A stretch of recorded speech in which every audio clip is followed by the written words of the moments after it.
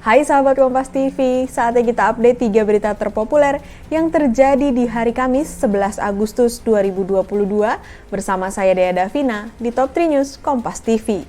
Berita yang pertama, sahabat Kompas TV, tersangka pembunuhan berencana Brigadir Yosua, Irjen Verdi Sambo hari ini diperiksa perdana sebagai tersangka oleh penyidik tim khusus Polri. Pemeriksaan kali ini adalah pemeriksaan perdana Irjen Verdi Sambo sebagai tersangka pembunuhan berencana.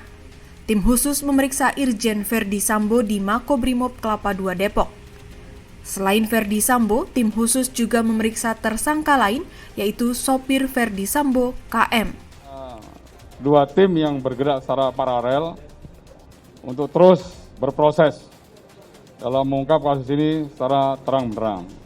Tim yang pertama adalah tim sidik yang dipimpin oleh Pak Dirpidum. Informasi yang saya dapat dari Pak Dirpidum, hari ini tim penyidik melakukan pemeriksaan tersangka terhadap saudara FS di Makobrimob. Kemudian yang kedua, tim sidik juga melakukan pemeriksaan tambahan tersangka pada saudara KM. Hari ini masih berproses. Anggota Komisi 3 DPR RI mengkritik pernyataan Menko Polhukam Mahfud MD yang bicara soal motif pembunuhan Brigadir Yosua. Habibur Rahman, anggota Komisi 3 DPR dari fraksi Gerindra, bilang seharusnya Mahfud MD selaku Menko Polhukam tidak ikut bicara soal motif pembunuhan Yosua. Sebagai pejabat publik, seharusnya Mahfud tidak memberi komentar apapun sebelum ada hasil dari penyidikan polisi. Ya, saya pikir baiknya pejabat publik menahan diri untuk tidak terlalu memberikan komentar yang prematur dalam perkara Brigadir J ini. Tidak memberikan keterangan yang belum jelas pada publik. Apalagi masih bersifat bocoran dan lain sebagainya. Tahan diri dulu ya. Nanti ada momennya.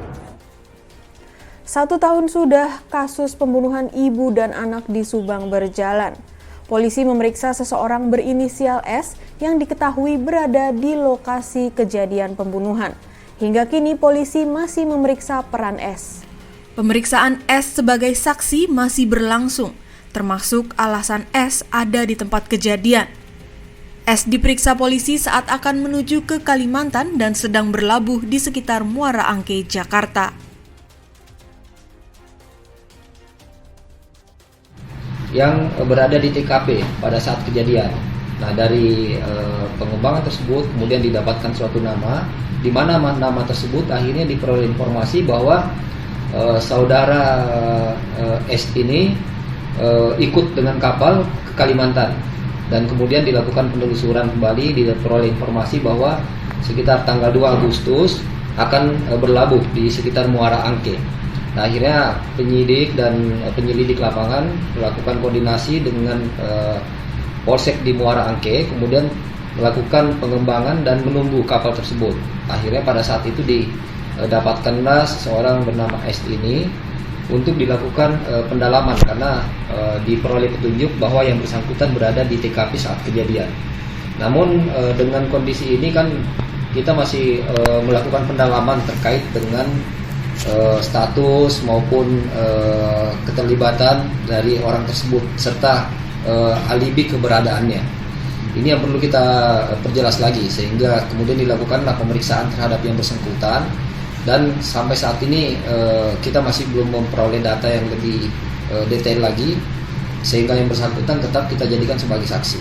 Itu dia tadi 3 berita terpopuler yang terjadi di hari ini. Sekarang saatnya saya, Dea Davina, pamit undur diri. Tapi jangan lupa untuk like, komen, dan juga share video ini ya. Sampai ketemu lagi di Top 3 News selanjutnya. Dadah!